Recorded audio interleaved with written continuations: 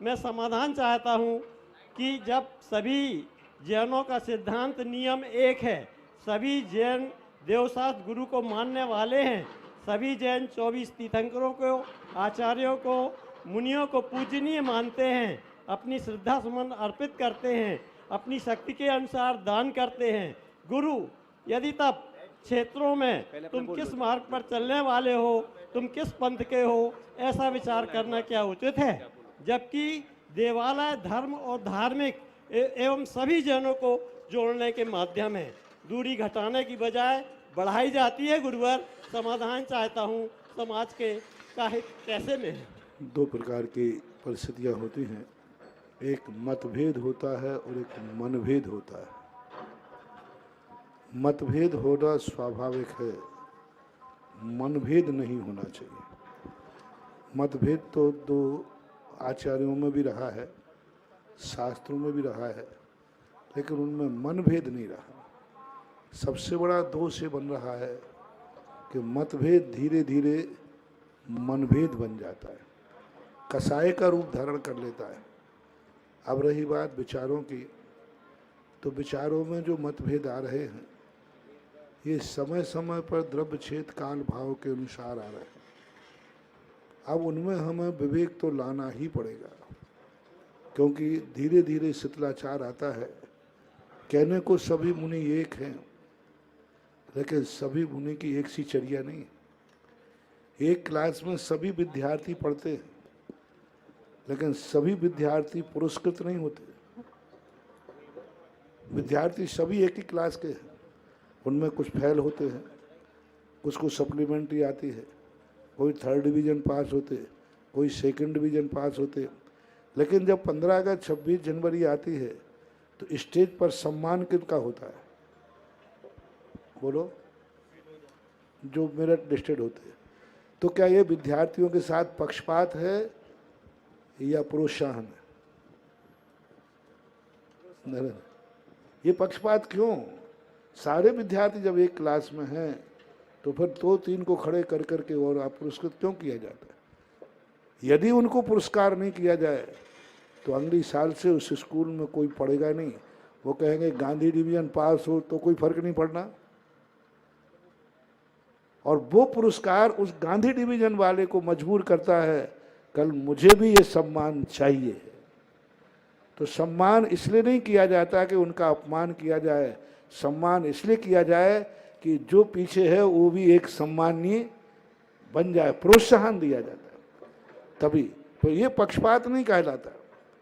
इसी प्रकार साधु समाज में जब शिथिलाचार पनपता है, कई साधु अच्छी चर्या करते हैं, कई साधु शिथिलाचारी होते। तो यदि अच्छे और शिथिलाचारी सबको एक समान गिना जाएगा तो तुम्हें दुनिया में अच्छे साधु बनना बंद हो जाएंगे, सब शिथिलाचार पर उतर आएंगे। और अच्छे साधु का सम्मान करोगे तो जो शिथिलाचारी है वो भी एक दिन अच्छा साधु बन जाएगा।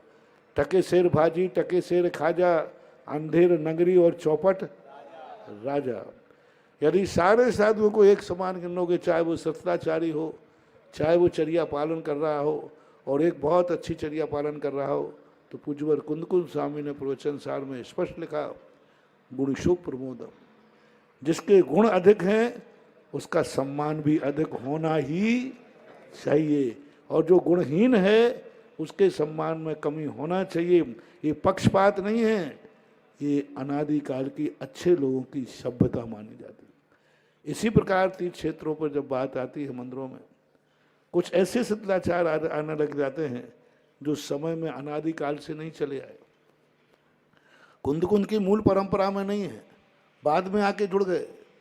भक्त तो दोनों हैं, लेकिन एक भक्त पूजन की विधि को बिगाड़ रहा है, एक भक्त शुद्ध कपड़ों में अभिषेक कर रहा है और एक भक्त अशुद्ध कपड़ों में कर रहा है।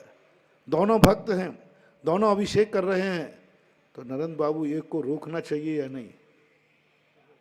भक्त तो है, श्रद्धा भी, भक्ति भी है, लेकिन वो विधि पूर्वक नहीं कर रहा है, तो क्या उसको रोकना वो गलत है कि सही है?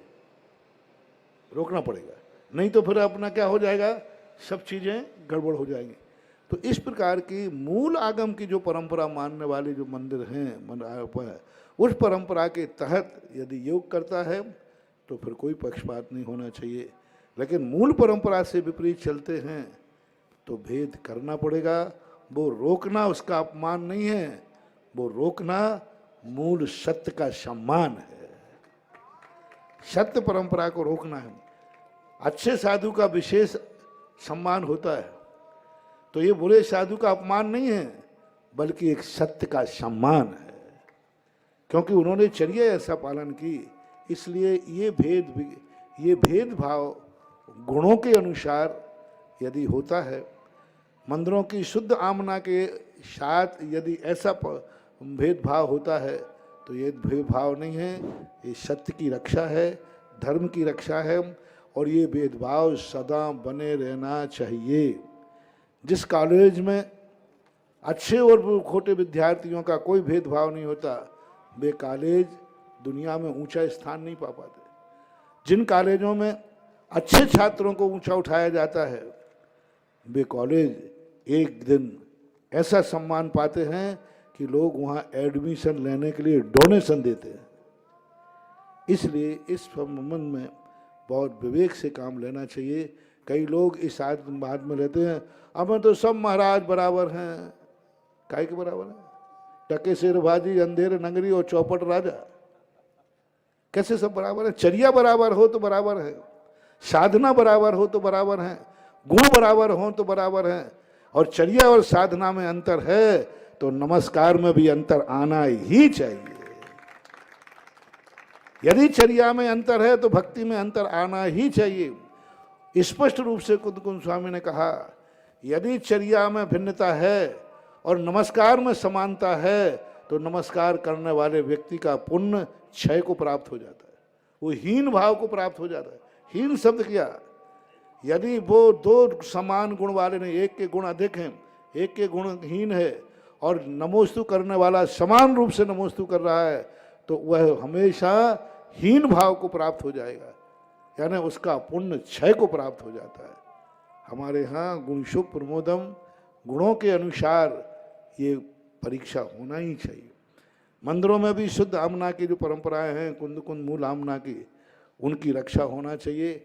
यदि उनके विपरीत कार्य कोई करता है तो उस पर ऑब्जेक्शन उठाना कोई पक्षपात नहीं है, धर्म की रक्षा है, कुंद की परंपरा की रक्षा है, और ये श्रमण संस्कृति का सम्मान है, ऐसा मानना चाहिए।